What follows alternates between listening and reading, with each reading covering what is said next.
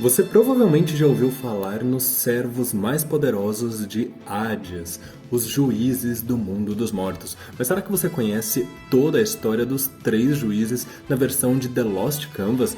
Inclusive, você sabia que Minos de Gryphon sempre soube que Alone estava controlando Hades? E você aí achando que Suikyo era o espectro de Garuda só de Next Dimension, porque na verdade em Lost Canvas ele também é Suikyo. E se você quer entender isso e muito mais sobre os juízes, continua nesse vídeo. Olá meus queridos, eu sou Avalon das páginas Avalon Geek e no vídeo de hoje, como já introduzi, nós vamos falar dos espectros mais poderosos do exército de Hades. Então já se inscreve, deixa o seu like e pode já deixar o seu comentário aí sugerindo o próximo vídeo. Que cavaleiro, que facção do universo de Saint Seiya você gostaria que eu abordasse aqui no canal, trouxesse informações. Enquanto isso, eu vou introduzir para vocês que dentre os 108 espectros que compõem o exército de Hades, 3 deles são os espectros mais poderosos, conhecidos como Juízes do Inferno, que têm os seus poderes equivalentes a Cavaleiros de Ouro. Eles inclusive possuem servos diretos dentre os espectros que servem a um dos 3 juízes. Mas em Lost Canvas nós temos a ideia de que ao despertar da estrela demoníaca, um indivíduo humano passa a usar o nome do espectro. Assim, nós temos um novo Radamantes, um novo Aiacos e um novo Minos. Mas esse não é o nome verdadeiro deles, e sim o nome do espectro. Vamos entender um pouquinho mais daqui a pouco. Então vamos começar falando sobre Radamantes, o espectro de Wyvern. Ele é o espectro da estrela celeste da Fúria e tem uma grande paixão pelo campo de batalha. Tanto que desistiu de ser um nobre para se juntar às fileiras do exército de Hades e se demonstra sendo rude e agressivo em batalha, possuindo também um grau de lealdade ao ponto de não se importar se for mortalmente ferido ou despedaçado para continuar lutando em nome daquele que ele acredita. O indivíduo cuja estrela celeste da Fúria despertou em Lost Canvas, que infelizmente não sabemos o seu nome, era da realeza inglesa, e Valentine de Arpia, um outro espectro, já o servia quando ainda eram apenas humanos desde a infância. Já quando mais velho, despertado como espectro, mesmo antes do início da Guerra Santa, exatos 10 anos antes do início da Guerra Santa, Radamantes já travava sérias batalhas em nome de Hades como seu espectro, inclusive tendo enfrentado Ilias de Leão, o pai de Regulus, que era uma criança naquela época. É nesse confronto que Radamantes sai vitorioso, pois o Cavaleiro de Leão, embora muito poderoso, estava debilitado por uma doença e acabou se sacrificando para salvar seu filho que havia interferido na batalha. Radamantes passou a ter uma grande admiração pelo poder de Ilias, que nós iremos ver se desenvolver um pouco depois quando Radamantes enfrenta o seu filho Regulus de Leão. Radamantes em Lost Canvas é um fiel servo de Hades, não traindo o deus do submundo para seguir Alone como alguns outros fizeram. Tanto que ele considera a lealdade e a honra como as maiores virtudes alcançáveis por qualquer guerreiro. A sua primeira aparição durante os acontecimentos da Guerra Santa de Lost Canvas é ao lado de Pandora, quando ambos invadem o templo submarino de Atlantis para impedir que Cádia de Escorpião e Dégel de Aquário alcancem o oricalco de Poseidon.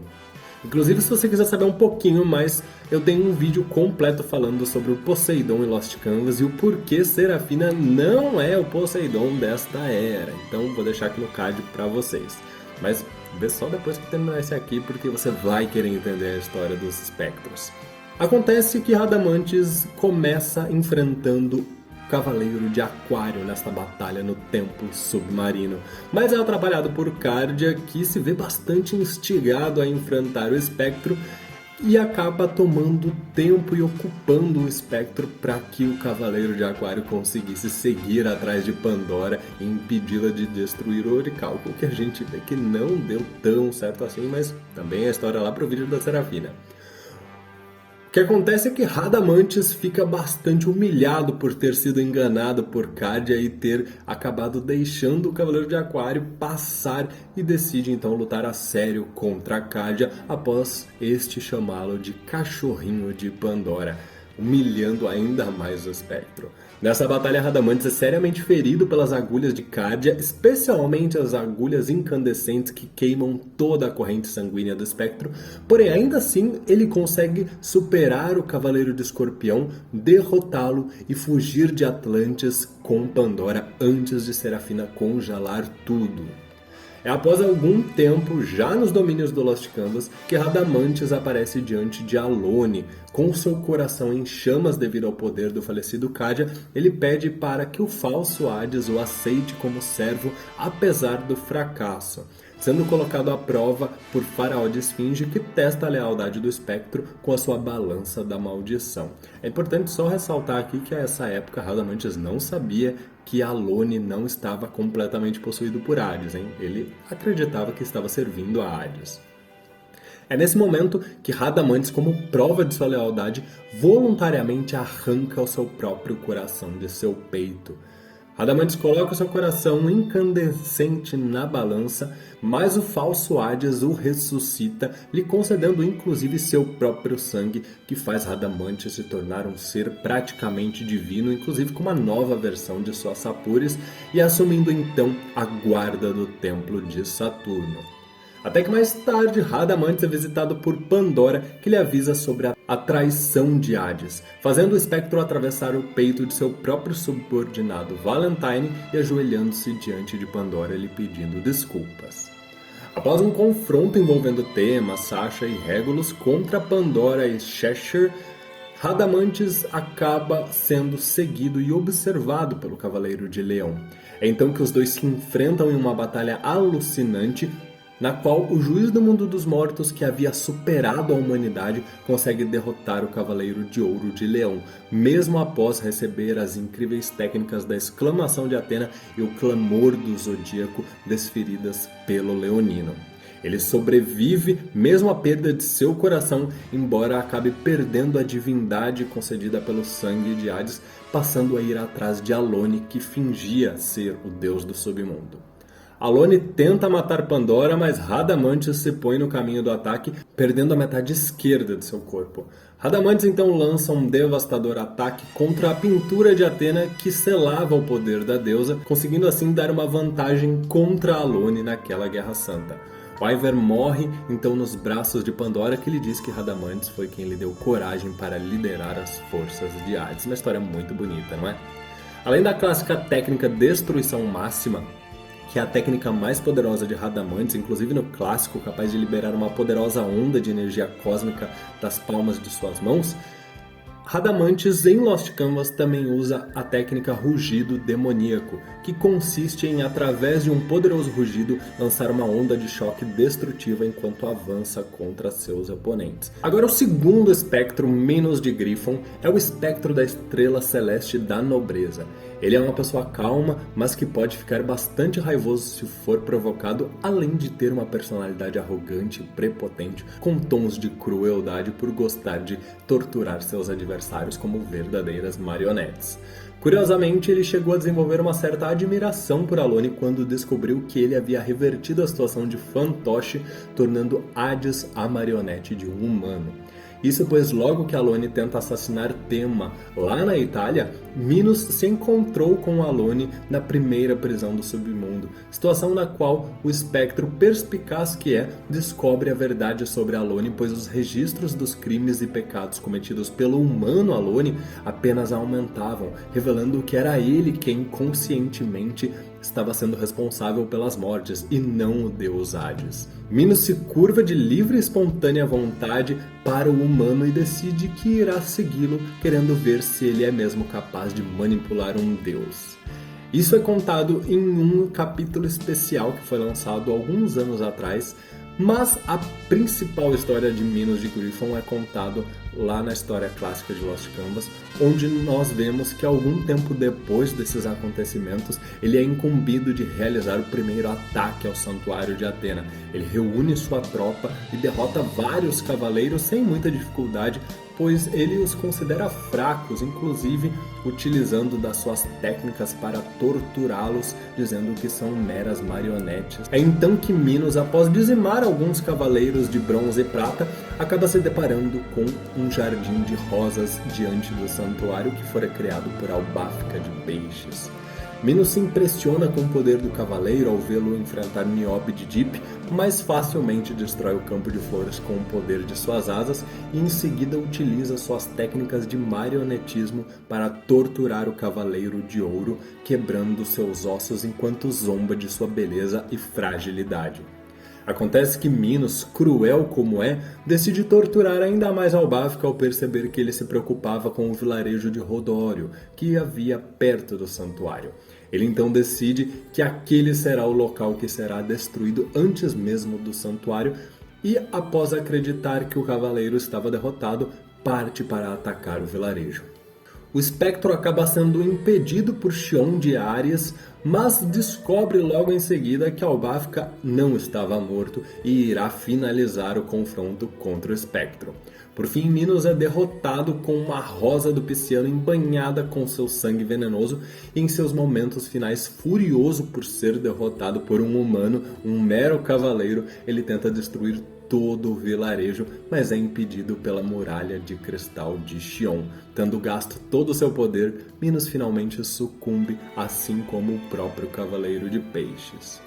Além da clássica técnica marionete cósmica, na qual ele controla o corpo do inimigo como uma verdadeira marionete, este espectro possui também a técnica Asas Infernais, na qual ele move as asas de suas sapures e produz uma rajada de ventos semelhantes a um verdadeiro furacão, fortes o suficiente para varrerem os arredores e destruir tudo em seu caminho.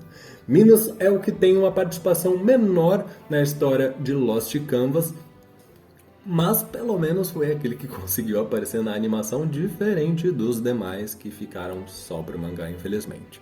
E vamos falar de Ayakus, ou seria Suikyo, vocês vão entender agora.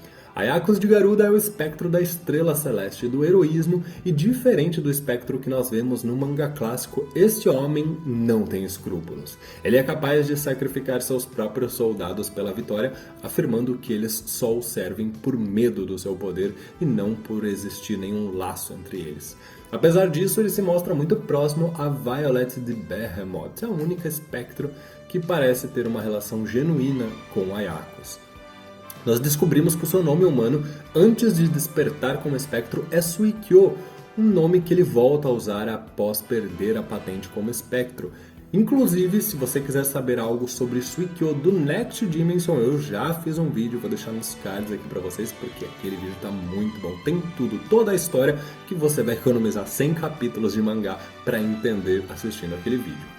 Ayakus aparece em Lost Canvas liderando o navio das trevas que tinha como objetivo impedir o avanço e chegada dos Cavaleiros de Atena ao Lost Canvas por meio do Barco da Esperança. Para isso, ele chega a usar sua técnica Voo de Garuda, arremessando sua serva Violet, que era a única que tinha um corpo físico resistente o suficiente para aguentar essa técnica e se lançar na linha de frente para destruir o barco.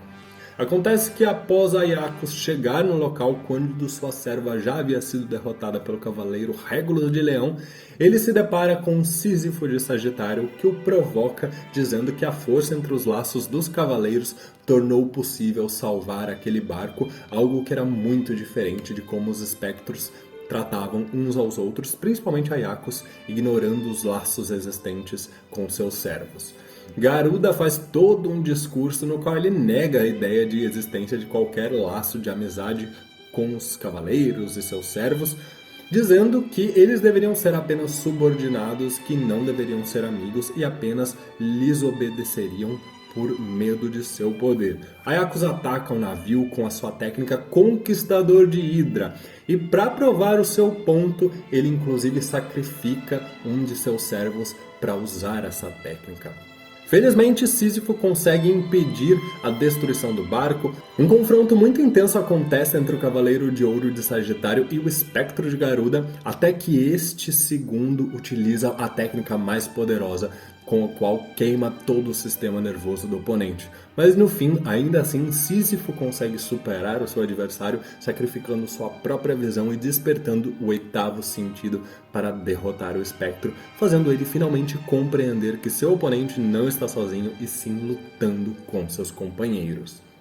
Ayakos não chega a ser morto, mas permanece incapaz de lutar, derrotado, até que se encontra com o cadáver de Violet, a única que não o havia abandonado, sua falecida amada. Acontece que, repentinamente, Violet ataca o espectro mesmo estando morta. Então que vemos que Alone estava controlando o corpo da espectro para derrotar o juiz que havia fracassado.